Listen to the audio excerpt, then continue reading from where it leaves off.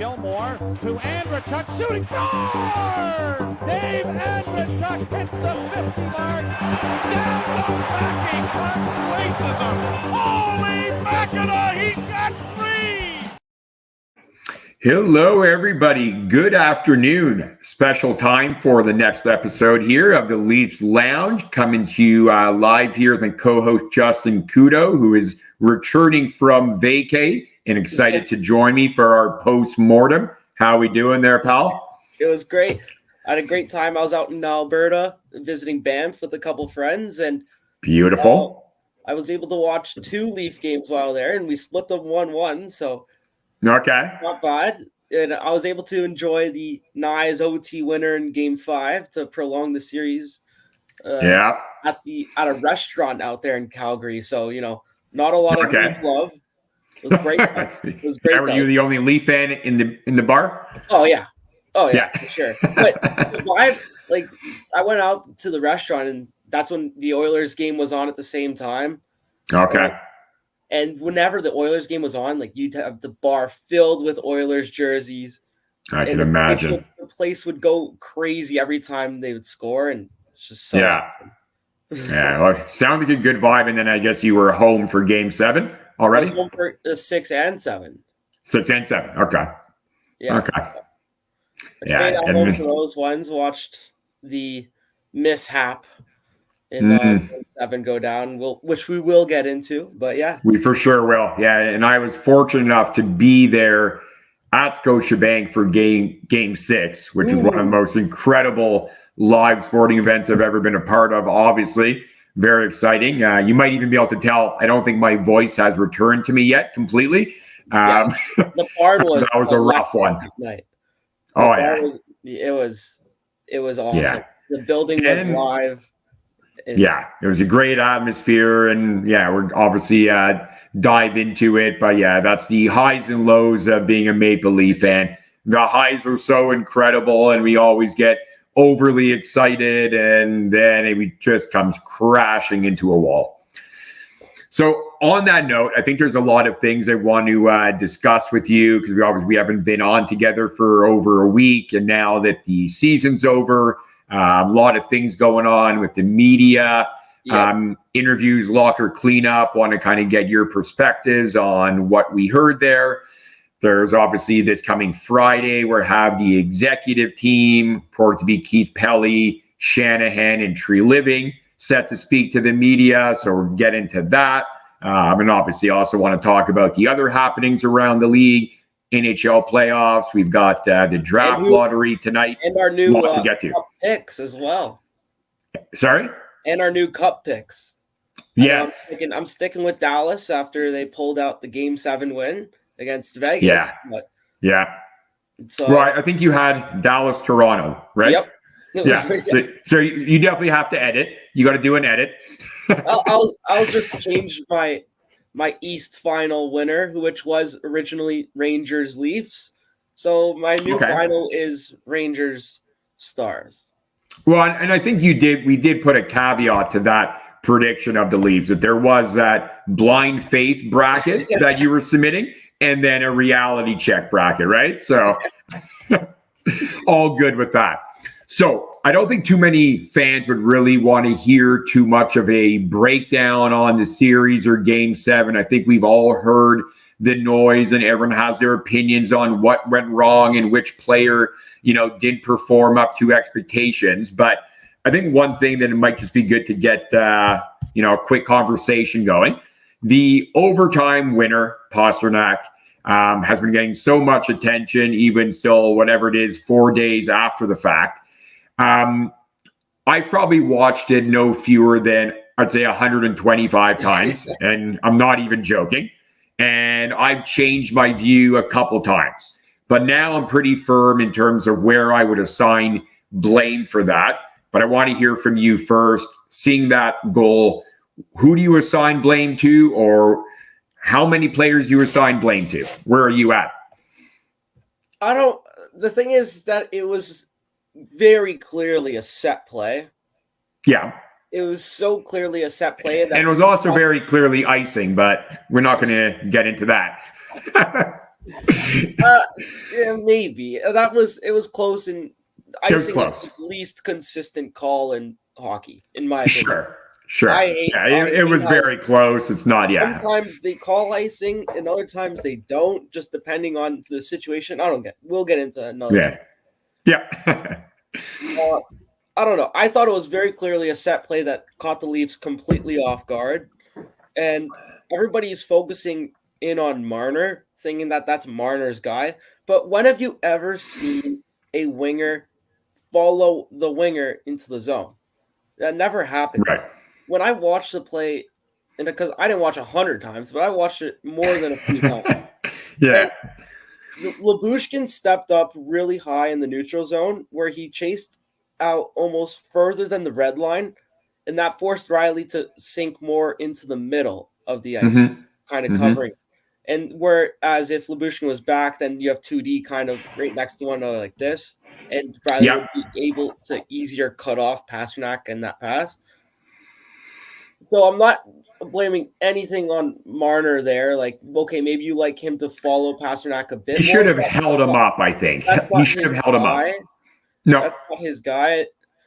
And then there's people that are like, oh, look at Nylander's effort on the play. But once again, the winger is not, what's he going to do there? That's not his role. No, and for sure, I mean, I'll let you keep going. But for me, someone who's always very critical of Nylander, I don't put any blame on him there. I mean, is it a bad look that he's like standing there, not bending his knees and not moving and just kind of gliding?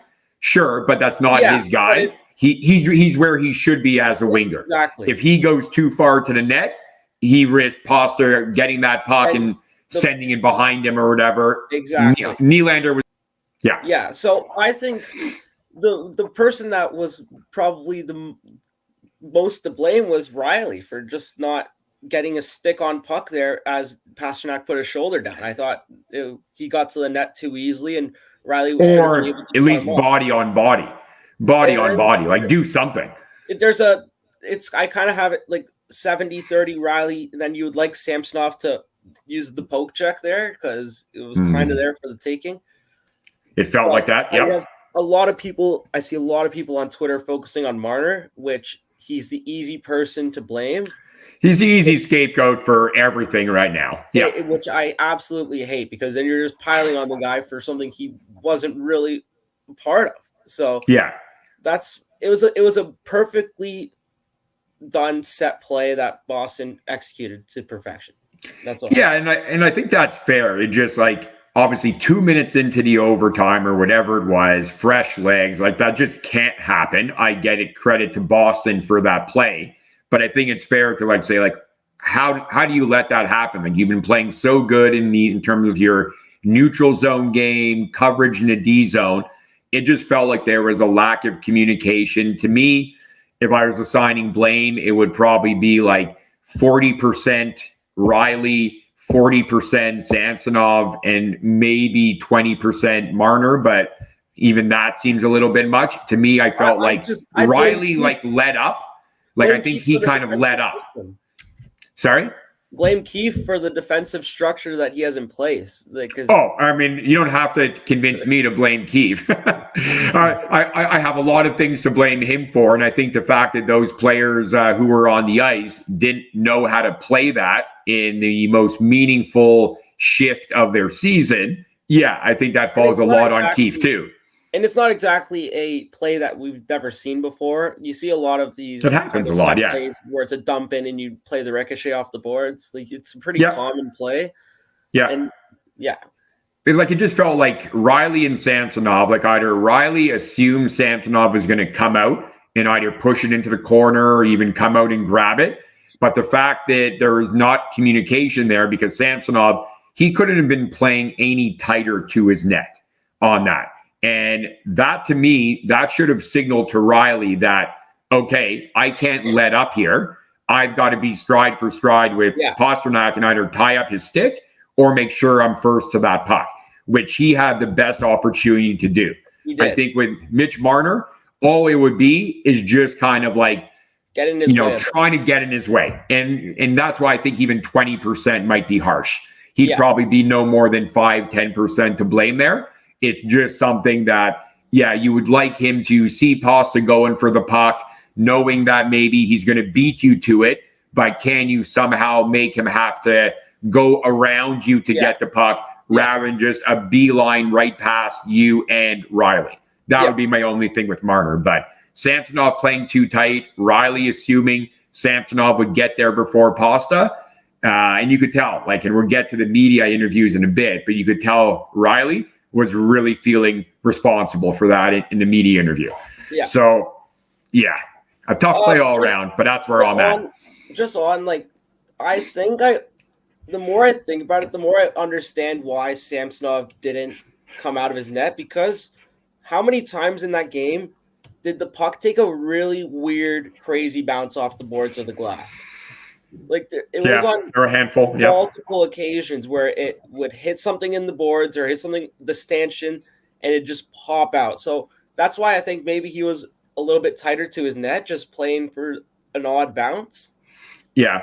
But that's the only thing that I could think of. Obviously, like when you watch it forward a little bit more and Pasternak starts to come in towards the top of the crease, you would like that, just a quick stick to at least make Pasternak like double clutch it or force him off rhythm, you know? Yeah, I think if you come out, be more aggressive, and whether it's a poke check or something, I don't think Pasta is able to make that move. Like, he just had way too much time to deke Samsonov there, and it was really so sudden, you know? He got the puck and quickly was able to make that move. For him to be able to do that in such a short amount of time there, that tells me that Samsonov easily could have changed the course of that play if he would have come out and poke check. Yeah. Okay. Fair enough. I thought, I don't know about you, but I thought Riley, obviously, power play, an absolute disaster, which we'll get into a little bit later. But I thought Riley overall, especially defensively, had a pretty solid series. Him and Lyubushkin, that was my big worry coming in, was, I don't know, after Lyubushkin got kind of embarrassed against Tampa 2 years ago, I wasn't so certain on him in the lineup. Yeah. And then, you know, I thought him and Riley had a very solid series together. Yeah, and I would agree. And then up until Game 7, where they were on for both goals. Yeah. I actually don't think that they're on for a goal against until Game 7. Yeah, I think Lyubushkin, actually had like 0 goals against or allowed when he was on the ice. Which, you know, when I saw him play, like when you're watching the games, he doesn't like jump off the page as an overly impressive D-man, but you can't argue with those results. I mean, obviously you don't give him all the credit, but sure, you can give him his flowers. I'm watching the game and I'm like, man, I felt like Lyubushkin wasn't spectacular at all. I was kind of more against him. And then I see the stat and I'm like, really? How was he not on for a goal against? Well, and there are also like no like huge hits, which that's what has kind of been his staple over the years. Like, you know, you saw it from like Edmondson, you saw it from Benoit McCabe, but Lyubushkin, like, he was just, I guess, like solid in the defensive zone in his coverage, but there were no big hits. He wasn't like overly physical, but again, I mean, obviously not conceding a goal while he was on the ice. Yeah, it's definitely something to note. And that pair did their job. Unfortunately, you're going to be focusing on Game 7 and then being on the ice for 2 goals. Like that first goal, obviously terrible on Samsonov, but what a clusterfuck. It was, exactly. That play was. Like how many guys from, like, I think, what was McCabe on the ice there? Was it McCabe and Riley, I think? I don't know if, because I think McCabe tried to get the puck out. I think Noah Gregor had the chance to get the puck out. Then Riley had a chance, and then somehow it just comes out to Lindholm, and he throws a pillow on net, and somehow it finds the back of the net. And don't get me started on Noah Gregor. I don't know how he ended up playing in 2 games in the series. I have absolutely no idea. And it was one of my biggest problems I had with Keefe in this series. And I've always kind of been a Keefe supporter. I thought that everything Keefe did in past years, like everybody was like, oh, it's the team, not him. That's the reason why we're winning. But I thought that Keith deserved some credit for the Leafs' regular season successes, but in this series, he was blatantly just outcoached by a coach who Jim Montgomery would have probably been fired had the Leafs won that game. Yeah, I think most people said that. It was a battle of two coaches playing for their jobs, and he got outcoached. For sure. I think it was him trying too much. Like the whole putting Brody in the series and taking out Liljegren made zero sense to me. It made zero sense. Revo coming out, I didn't like that. Like I don't know. I didn't mind Revo coming out for a game. Let him get his legs out. We discussed like he's kind of like when he starts to tail off a bit, you can see it in his play, especially like gets a little bit slack. But one game off, I feel like his intensity in Game 7 would have been a nice touch. Yeah. And Noah Gregor should not be anywhere. How did he get above Nick Robertson? I'm not even a Nick Robertson guy. Wow. I'm not a Nick Robertson guy.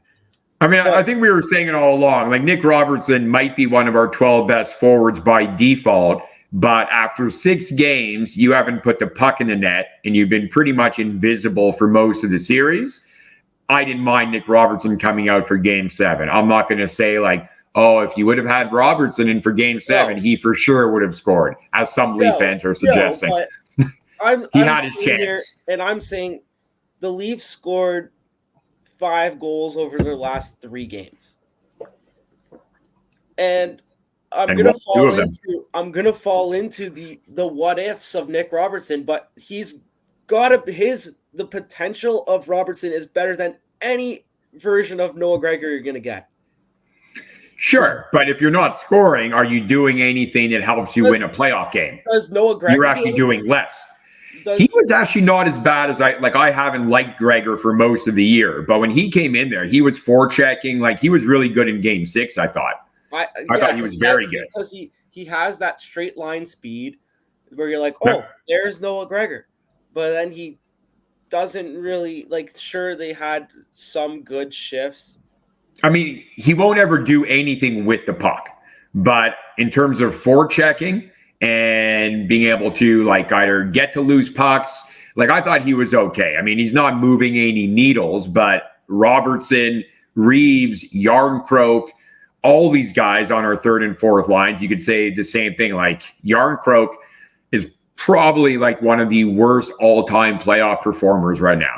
Like I think he's got 0 goals in, I guess it would be what now? 18 games as a Leaf? Like awful. Like I know he's not there to score goals, but I thought he actually played pretty decent in Game 7, and he just wasn't able to find one. Like he had 4 shots, I believe. So yeah, sure. I mean if he's doing something. Yeah, I mean at least he shows up on the game sheet, I suppose. Yeah. In that Game 6 win, I was a huge fan of the fourth line, which was Kampf, Dewar, Yarncroke. Yeah. I thought that line was They were doing work. They were doing work. Perfect. And then Keith goes and kind of breaks them up again. And I'm like, wow. Well, and again, like we saw, like he does the line blender thing too often. Like, and in overtime, I mean, again, is that why they lost or whatever? But like he has a combination, a line that he hadn't used very much before. He had Marner and Nylander out there together. So, I mean, is that part of what happened with the breakdown? Maybe, maybe not. But why are you changing up your lines in Game 7 of overtime, especially 2 minutes in? Like, I get it. It's just overcoaching, right? Totally. That's exactly how I feel about it, and he's notorious for that. But he has been. I'm not gonna assign any blame to the fourth line, the third line. I'm not gonna say the reason we lost is because Noah Gregor played.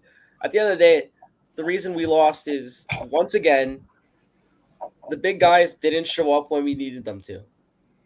And it was another playoff series when it was flashes, but not consistency. Well, I mean, you could argue, and again, going back to my earlier thing about being very critical of Nylander, in Game 7, you could argue that Nylander and Matthews did what you would expect your top dogs to do.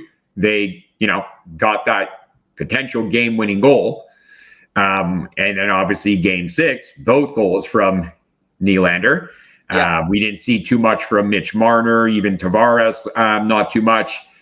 Riley, not really anything offensively. Mm-hmm. So, yeah, I think most of the core, you wouldn't give a passing grade, but like Matthews has the illness/injury excuse working for him, but exactly. He was still one of our best forwards in game 7. It's and the thing is that all of them have excuses built in. Marner was probably playing with his high ankle sprain still. Matthews had whatever was going wrong with him. Nylander had whatever was wrong with him. But yet I felt like Matthews had his moment in game 3. Matthews had that, or game 2. He took over the game. Leafs won basically single-handedly because of him. Agreed. Nylander had that in game 6 where he scored both. Yeah. Marner didn't have his moment.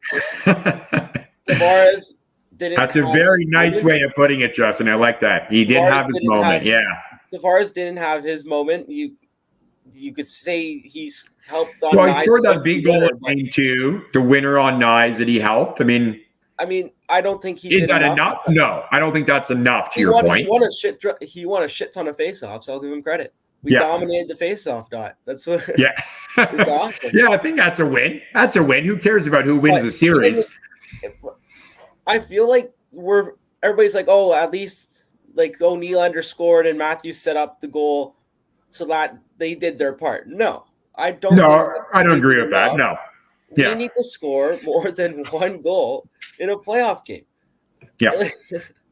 You can't. Not a lot of teams win 2-1 hockey games. It's not. Well, I mean, if you look at some of the recent playoff games, there's a lot of teams winning games with only 2 or 3 goals. Like it does happen. It's not something that we're used to as Leaf fans, or we still expected we can win a game 4-2 or 5-2. But the vast, have a look at what Dallas and Vegas, what those games were in the last 2 or 3. 2-1, 3-1. I think Jake Ottinger didn't give up more than 2 goals in the last 4 games of the series. So, I mean, is it a lot to put on your goalie to expect that you're only going to concede 1? For sure. But Wall did that in back-to-back games, and you could argue, hope it would have been great if he didn't even try to make that save, because then we would have had him for game 7. But 2 games in a row, he held the Bruins to 1 goal. And look, I get it. Samsonov played good, only allowed 2. But again, that was the difference. Swayman held the Leafs to 1 goal, where the Leafs probably could have easily had 2 or 3 that game. So great goalies find a way to hold a team to 1 or 2 goals. And if you're on the wrong side of that, if your goalie is not doing that, you're probably not advancing. And I think that right now Boston's geared up for the Florida Panthers type run to the finals. They're gonna ride Swayman until the wheels fall off. He is playing. I don't know what the stats are behind it, but he's probably having one of the best. He probably just had one of the best, if not the best, first round in recent memory. It would be up there, no doubt. He saved. This is from the Money Puck online. He saved basically 11 goals above expected against the Leafs. It's pretty good. That's some pretty good work. Yeah, I mean, he's been unbelievable. And I watched that game last night. He was incredible last night too. Pretty much the only reason they won that game. But I mean, obviously full credit to him. And look, everyone's going to be like, well, you don't have Jeremy Swayman. You're not getting past even round 1. But reality of it is, the team who wins the cup, you're probably going to have that same kind of narrative where it's like, well, they got there because of goaltending. Well, but that's historically what a lot of teams have done, whether they win the cup or get to the cup final. A lot of it is riding the back or shoulders of a great goalie.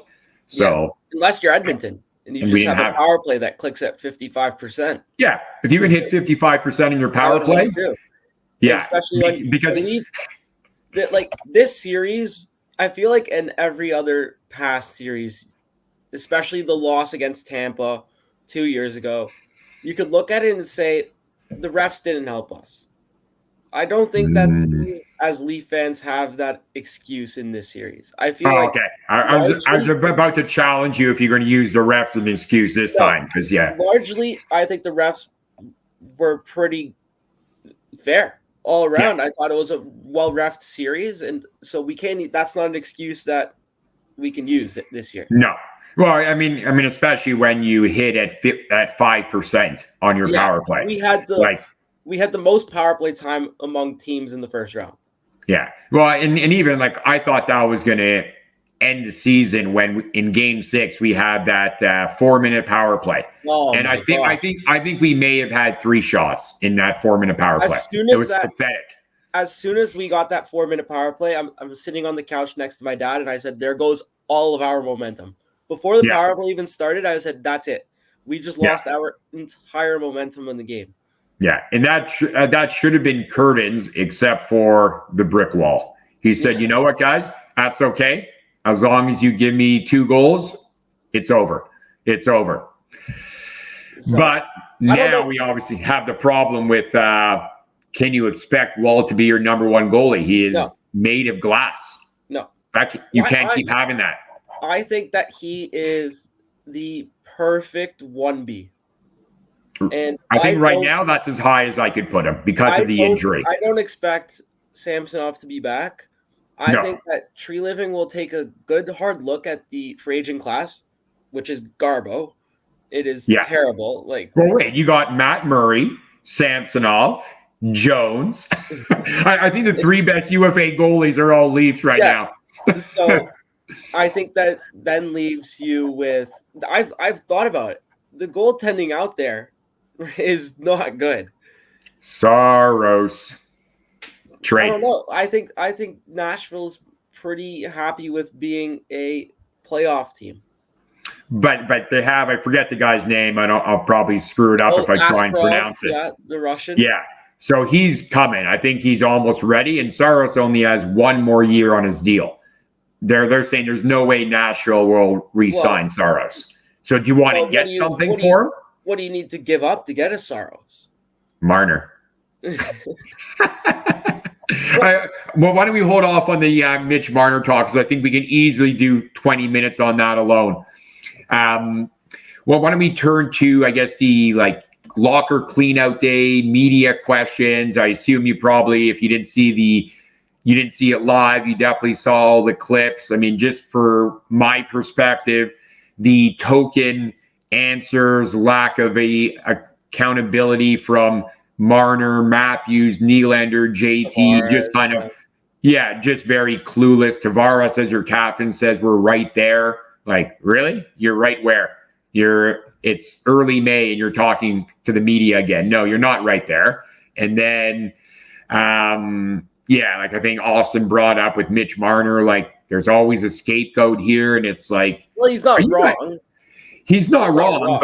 But if you keep losing in the first round, inevitably there's going to have to be at least one scapegoat, because you're not getting the results. So these guys keep acting like, well, we're trying hard, so the results will eventually come, but they're not right now. So how you just go up there and say, oh, the media, you guys are too critical of us. We believe in the group. How many guys said, yeah, we still believe in the group? The only 2 who I guess weren't as adamant, or maybe just the one guy, was Riley, where they asked him, how confident are you that this group will get it done? And he paused and he's like, yeah, I'm not going to lie to you and say we're on the doorstep, but I also kind of believe we could get it done. That to me was a pretty telltale sign that he's no longer that confident. I think that's the most accurate way to put it, which is for sure. They have a good set of guys, and they're just not getting the job done. I think they're 1 or 2 pieces away from really taking off. Coming into the year, before we even re-signed Nylander, I had the idea of let this be a last dance kind of season. if it all goes awry and we lose the end of the first round, then you have a lot of cap flexibility, right? Right. It's like it sucks that you're losing Nylander for nothing. This is my idea before. Yeah. It sucks you might lose Nylander for nothing, but maybe like it's better in the long run to move on and just try and start fresh. Yep. That's where I was. Yep. And I kind of have that same feeling now, except now you have Nylander signed, you keep Matthews, you have Nylander, and I love Marner. Marner for so long was probably my favorite Leaf. Yeah.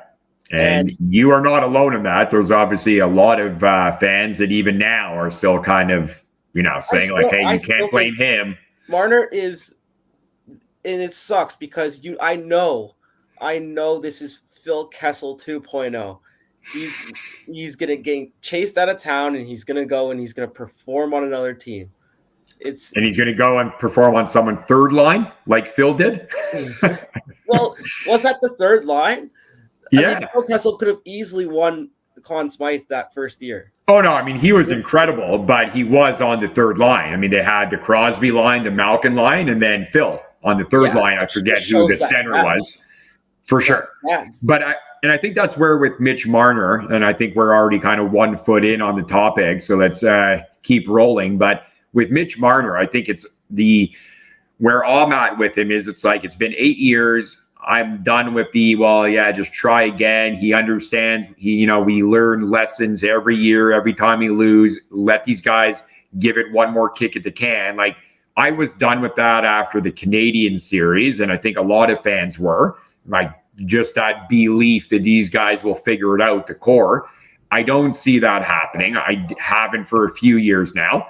But I think now people are coming around to the fact that because Marner only has 1 year left, and any hockey person who is either hearing things on what the reported asking price will be for Mitch Marner, everyone's kind of concluding that there is no way you can bring him back, run it back, and I get it, the no movement clause is there, so maybe it's not even a choice the team has, but you cannot bring back Marner and Riley with JT, with Matthews and Nylander and expect to get any different result next year. Like I feel that conversation has run its course. There's no way.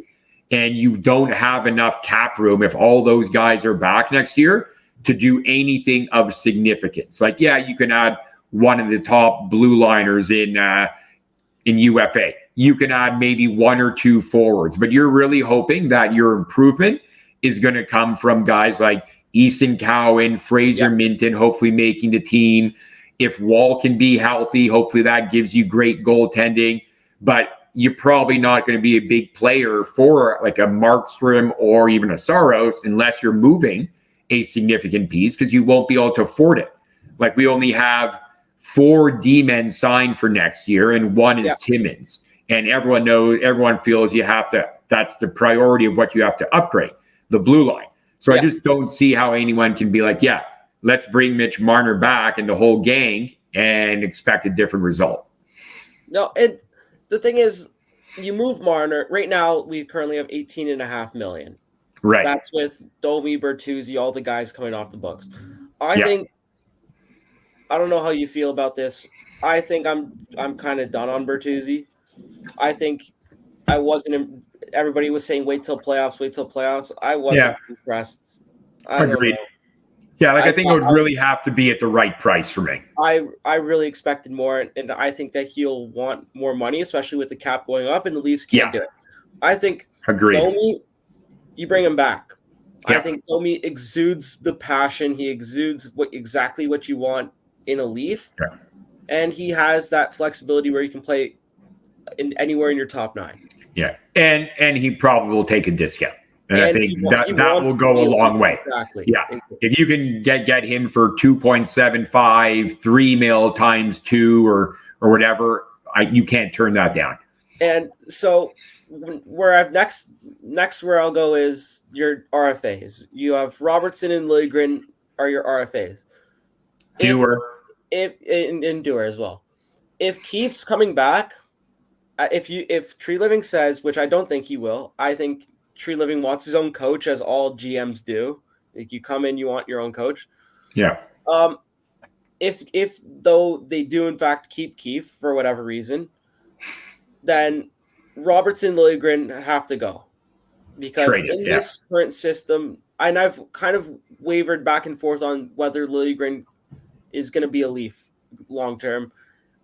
This is where I'm at now, is where I want to see him under a new coach, a coach that isn't going to shackle him, really. Like, Keefe benched Liljegren, who's really one of our 2 puck-moving defensemen in a playoff. In theory, he didn't do a lot of that. He didn't do a lot of that in the series, right? To be fair. I would like to see Liljegren with a new coach. Right. But Robertson should largely probably move on. He deserves a new like spot in the league. Yeah. Liljegren the same. I think a change of scenery would be best for both. And I think obviously if you had them under, on the books for one more year, sure, try it again. Obviously bring in competition in camp and just see who's the best man for the job type thing. But the fact that they're RFAs, I think with Timothy Liljegren, I think he'd be foolish to accept anything more than like a 3-year deal at this point. His qualifying offer is 1.5. And so it's not a large commitment from the Leafs' behalf, and that's why we're going to be cap strapped again. So if you want to bring Liljegren back and see what he looks like with a new coach, I'm fully here for it, because I do believe in him. If you're bringing him back for 1 year, I wouldn't mind. I just think Keefe's you need to. He has to go, because Keefe obviously it doesn't really mess with Liljegren like that. So it's just not going. No, and I think there's something to that. Like, you can definitely tell that Keefe has his guys, and they're going to always play above other maybe more talented players. So I do think there is a lot to that with Liljegren and Nick Robertson, that, if they were with a different coach or if they were with a different team environment, they probably would perform better. But I also feel like they both have been given opportunity to at least see what that ceiling is. Like, I get it. Timothy Liljegren might be better if you bring in Berube next year, for example. He might be. But is he a top 4 D-man? I don't think he is. Maybe he could be. I'm not out on it. Not out on it? But, I think you would have to, with the UFA defensemen that are available, I'm sure you've taken a look at it, but you've got some good names out there, like Brett Pesce. I'm out on Pesce. Brady Shea. Seems like a lot of people are. Way more. I like, if we're going to bring in 2 guys, I want it to be Shea and Matt Roy. Matt Roy's I like Roy a little bit. Shea is going to cost a ton, though. Shea's going to be the most expensive guy. I think Brady Shea is exactly what the Leafs need. A shot on the power play.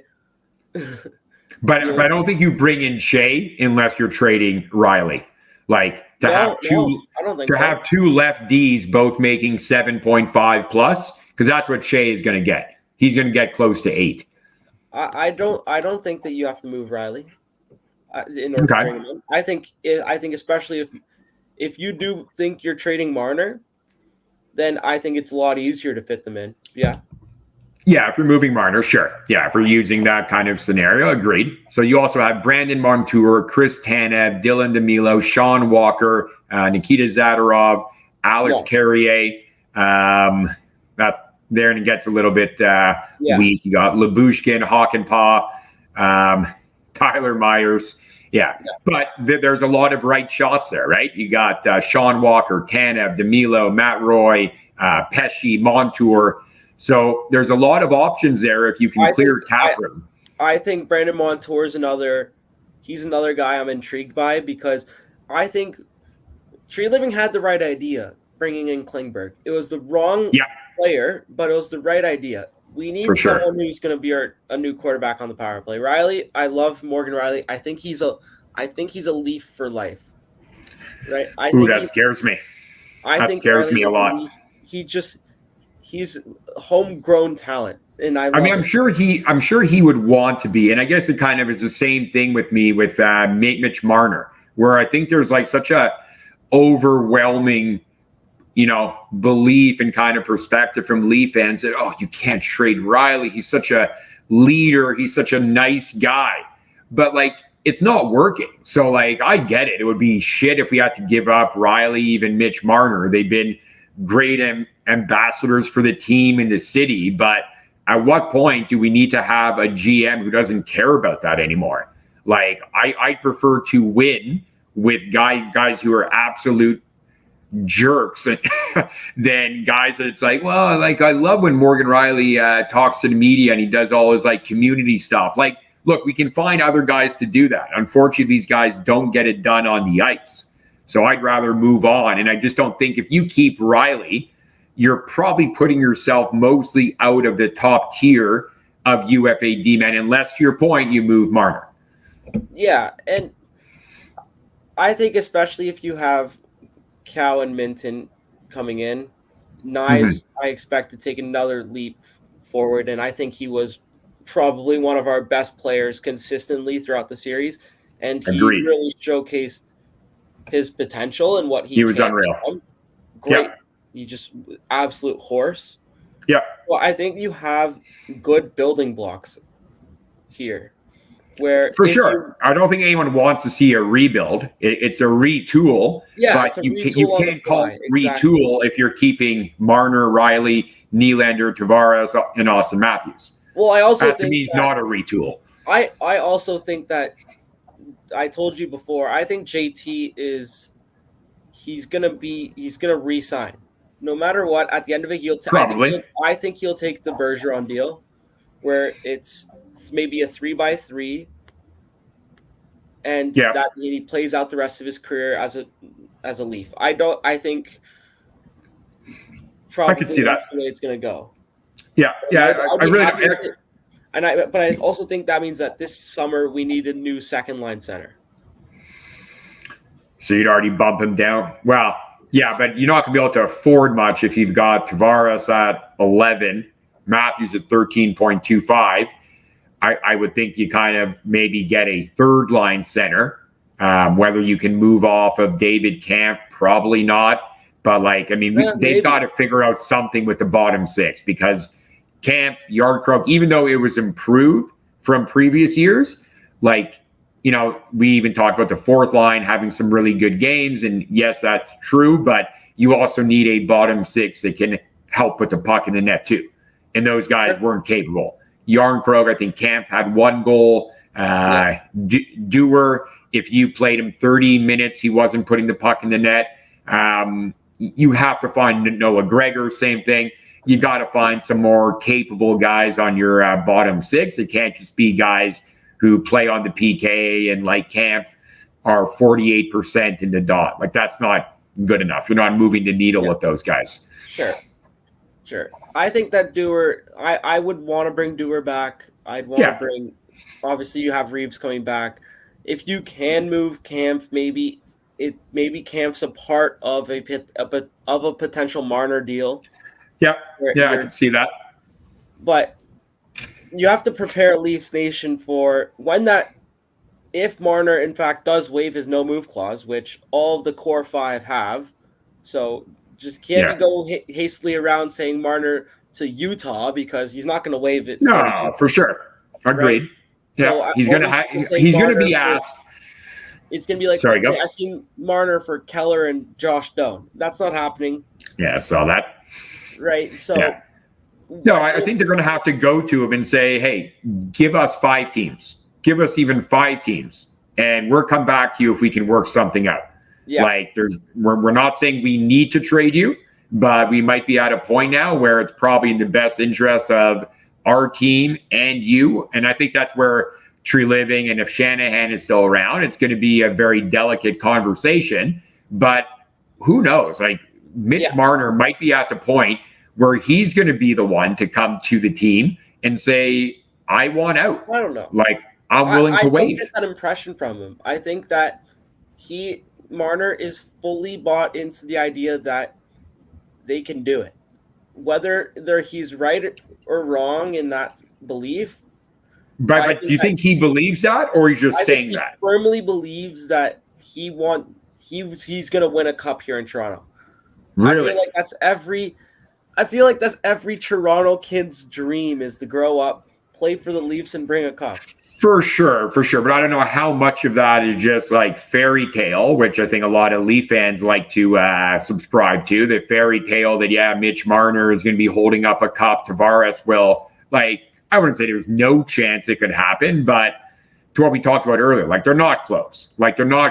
And Mitch Marner hasn't delivered anything close to a playoff performance near what the expectations would be on an $11 million player. So I question that he would firmly believe in his mind that if he keeps playing the way he will, this team can win a cup.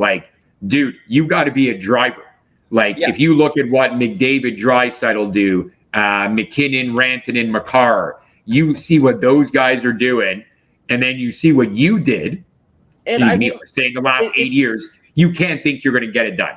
And what gets me about Marner so much is that before he signed, at the end of his entry-level deal, in those first 2 series against Boston, he was electric. He was everything he was better. I wanted him to be and more.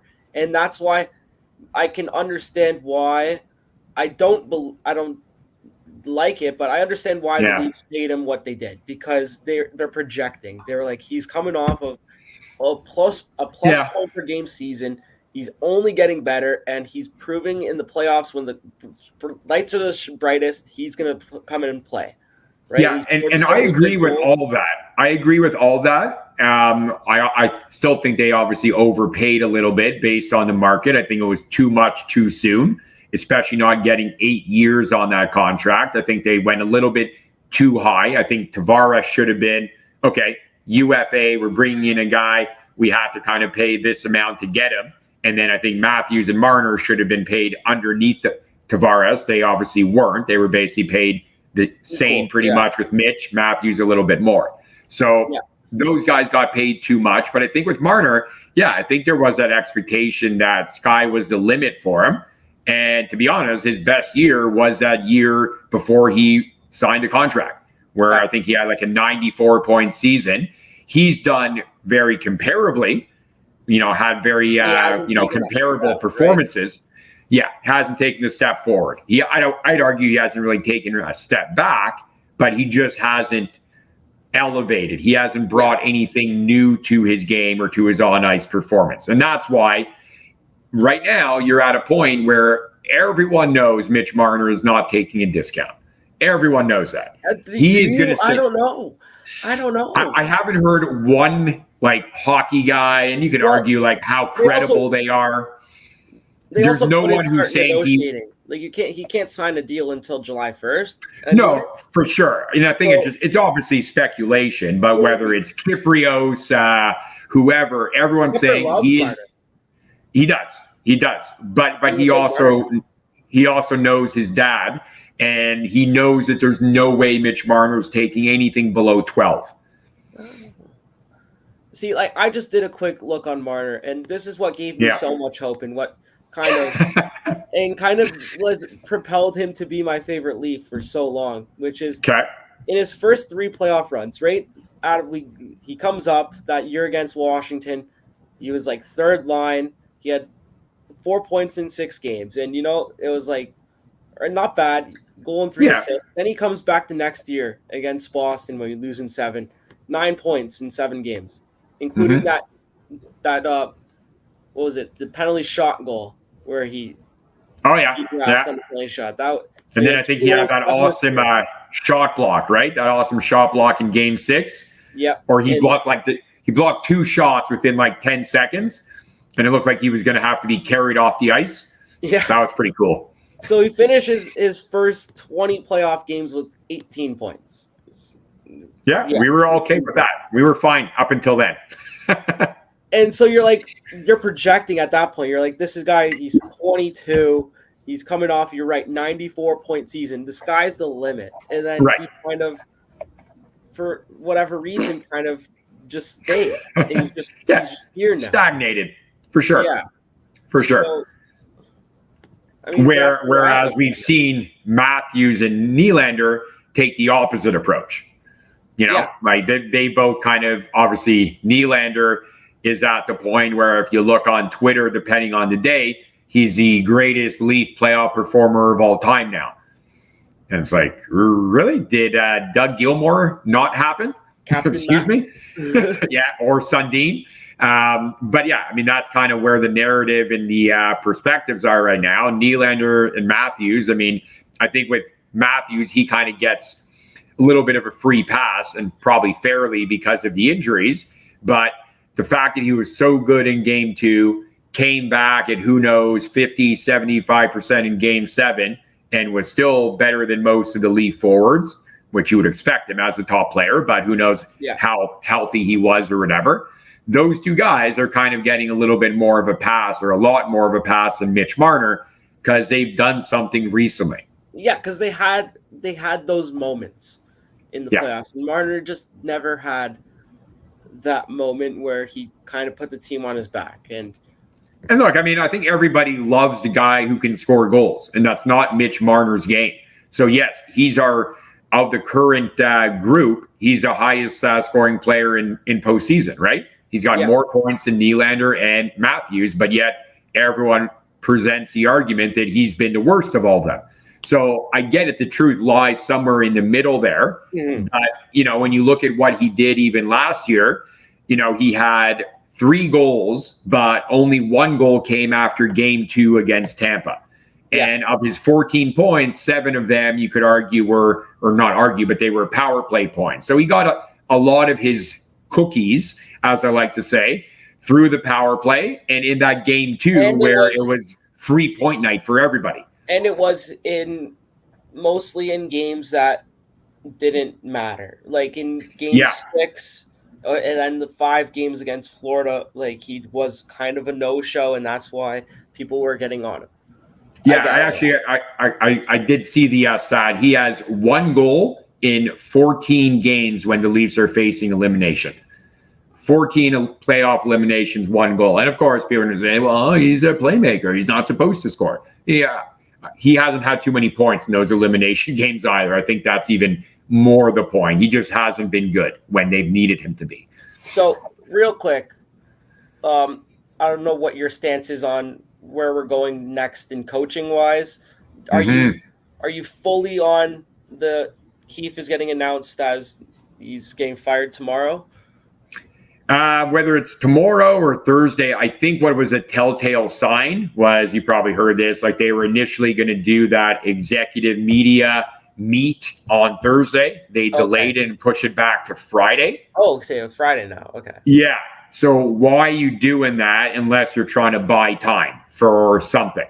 Like, I don't know if it was just maybe a logistics thing with the getting the facility, or I don't know, maybe Tree Living had a doctor's appointment Thursday. It obviously could be something that, small, but I think everyone's speculating that they're trying to figure out if their coaching target is available, whether it's someone who they expect to lose their job, I don't know, or they're trying to figure out, could we get Berube done and hired, and is he part of the group when they come on Friday?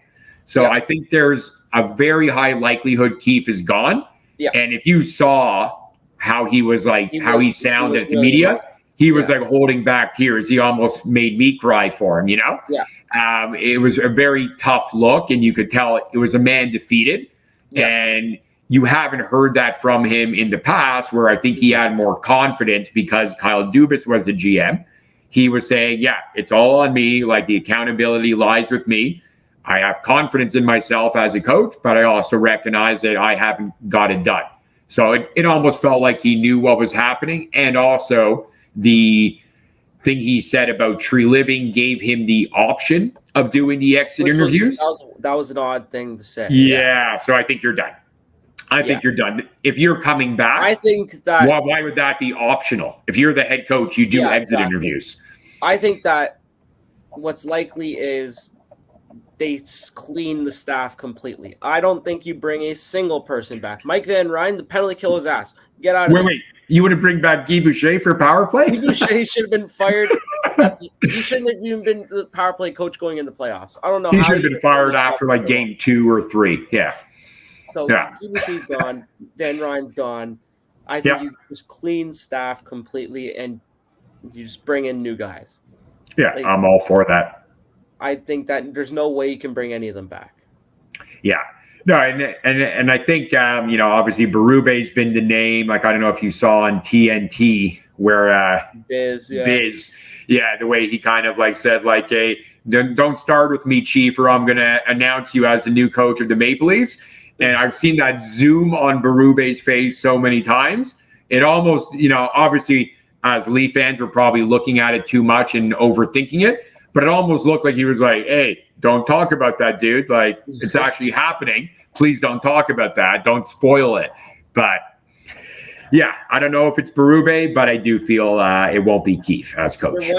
I did see something on Twitter this morning because there's all the rumors going on that the Sens are hiring Travis Green. Oh, it's done now, new head coach.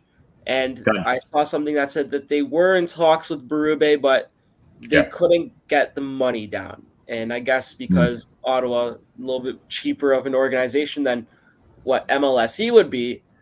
Yeah. MLSE's not afraid to throw out money as we saw with Babcock, right? So No, they throw it into the fire pit.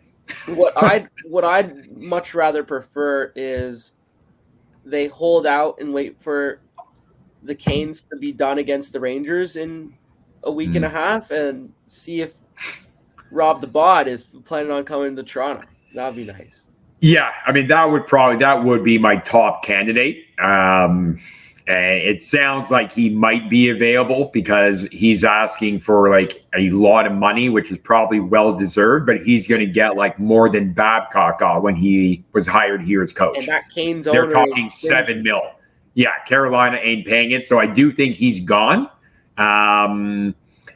And I would think the Leafs would be a good target. Like I would thinking maybe Brind'Amour for the Sens because he's from there. He's from the Ottawa area, but obviously that's not happening. And yeah, maybe he wouldn't even wanted to go there. I don't know. If he's not, I think if Brind'Amour is not staying in Carolina, I think another team that would probably be looking at him is a team like Arizona or Utah. He's not going to Utah. I don't know. That owner could throw a heap of cash at him and say, hey, "Come on." The owner has a lot of money, for sure.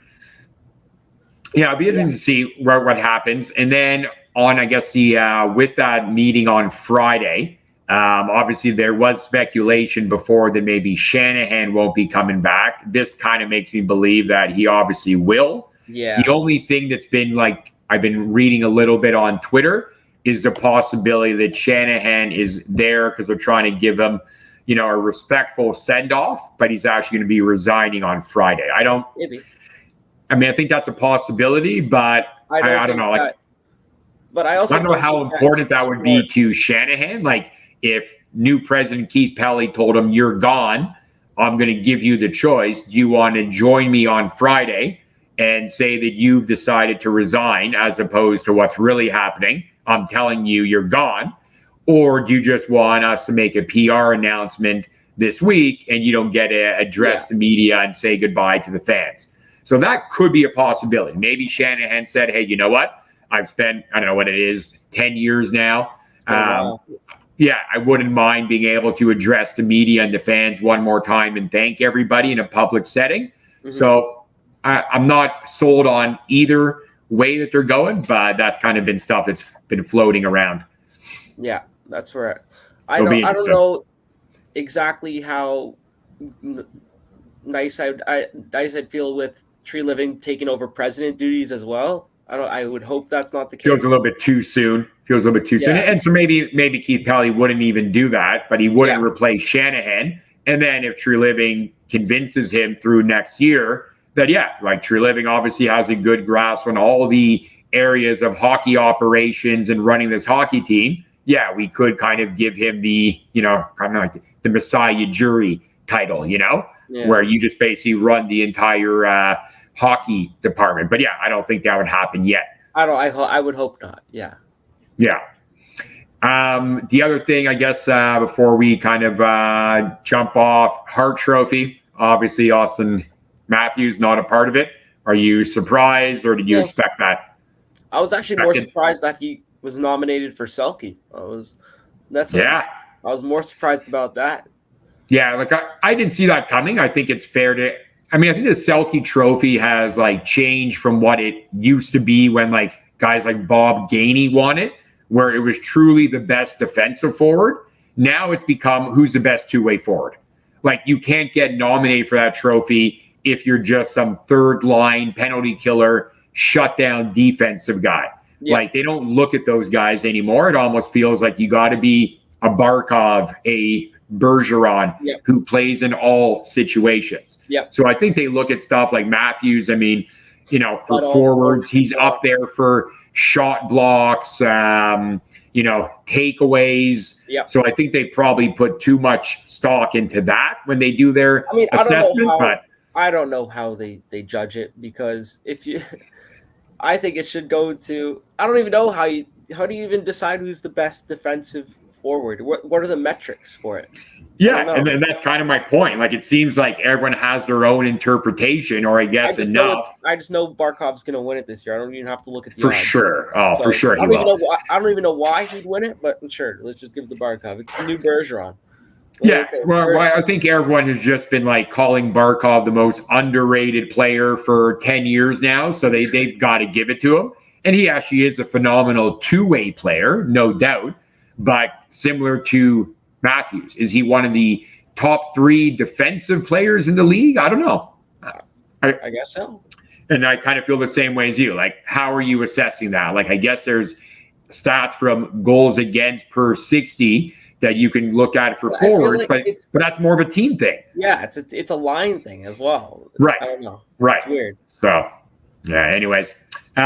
So in terms of just the draft lottery tonight, so we know we don't want to see the Canadians or the Sens win it, because that would be a disaster. Is there any other team you would not want to see win it? Like Chicago, again, wouldn't be fun. I don't know. I think the Sharks deserve it after what they went through. Sharks deserve it for sure. Sharks need help. I think Sharks or Utah would be good. Yeah. I also would not mind the Ducks, even though they've got a lot of good prospects. They have never got like the first overall. They've always been second or third. Was Corey Perry not first overall? Oh, you're going way back? Was Corey Perry first overall? I don't know. I was more talking like last 5 or 6 years when they've been in the basement, and they've always and they've always had like great odds to win, and they've been like third, fifth. They've always seemed to drop, and they'd just be an exciting team if they got him. But yeah, it would probably be good if San Jose wins, because if they don't get him, it's going to be 20 years before they see a playoff game. Yeah, and that'd be really cool. Celebrini, Will Smith, a nice little dynamic duo down the middle. Like that's a good start for. They could start having something there for sure. They'll definitely fast track their rebuild. I know my friend who's a Sabres fan is going to be tuned in, hoping that their 3% is going to carry them over that. Yeah, probably not. But but we cannot have the Canadians or Sens win. We have to keep them right where they are, and if they get Celebrini, that could really they might be a player in the next couple of years, either of those teams, because that kid looks legit. Probably. Well, I think they already did by hiring Green, but yeah. Oh, Travis Green, what a coach! That's fine. Do your thing, Ottawa. Yeah, I was happy to hear that. Absolutely. All right, so I think that's all we got. And just for the audience, we'll definitely try to, and I think you'd be cool with it, Justin, but let me know if not. I don't think we're going to be doing it twice a week. I don't think there's going to be enough content to jump on, but if anything big happens, obviously after Friday, there might be a reason to jump on here next week and kind of just analyze or kind of give our perspective on it. So we definitely will be coming back to you guys with more episodes. So follow on Chilltown Hoops and Sports Fluent YouTube pages, also on Facebook and Twitter, where you kind of get the alerts on when an upcoming episode will be going on live, being recorded. So hopefully you guys will join us when we do that. But for now, and we could even switch away from just Leaf centric to maybe just more general hockey playoffs. So we can obviously have more of that. I'm going to be watching. I love the NHL playoffs, even with the Leafs not in the second round. And, for sure. The Stars have a ton of Canadian boys on that team. It's almost all Canadians. So it's a good team to cheer for. Dallas. Yeah, I'm so excited for that game tonight. Colorado, Dallas. So good. That's going to be amazing. Oilers, Carolina Vancouver. And the Rangers. Well, it's Carolina and the Rangers is the other one tonight. Yeah, Oilers, Vancouver tomorrow night. That's going to be a fun one. That's going to be a fun one. All of Canada, really. So. Yeah, that'll be a fun series to watch for sure. But that Colorado, Dallas could be fireworks tonight. I think first team to seven. Yeah. Because I think they're showing in their 4 games this year, they've been averaging like 10 goals when they've played. They've had like Jake Ottinger in playoffs. He's a different beast. He's hot. I mean, obviously we're talking about that. The over under is 6.5. It's going to be 2-1. It's going to be 2-1. Yeah, for sure. And I don't know who you have in the Oilers Vancouver series, but I think it's Edmonton, and it's gonna. I think they'll make quick work of them. I think Edmonton got the best draw possible for a Western Conference Final appearance. Totally. Like LA, Vancouver, that's so easy. They should be soft. They should be there waiting in 5 games for the winner of Colorado, Dallas. I know. Yeah, I mean, it sucks that one of Edmonton, Vancouver has to advance, but one of Colorado, Dallas will not. Like Colorado, Dallas should be your Western Final. Oh, that's going to be because those are the 2 best teams. The only way I would have given Vancouver a chance is if they had Demko. But it looks like they've ruled them out through to Game 5 at least. So I don't think they're going to see a Game 6. I think that Oilers power play will give the poor Latvian goalie nightmares. You hear all the Canuck fans so excited about the third string goalie. I'm like, it's a little bit different when you're up against the Nashville Predators than Edmonton. I think Nashville was firing 25 shots a goal on them. I think Edmonton's going to be putting 30 to 40 on them. So we'll see how good he really is. Yeah, for sure. It'll be fun. All right, cool, man. It was great to jump on here with you. Yeah. And we'll definitely touch base soon. And for anyone in the audience, definitely drop us a comment. Definitely let us know what you think, and we will be chatting soon for sure. Awesome. Have a good one, guys. Enjoy the games. Take care. You too.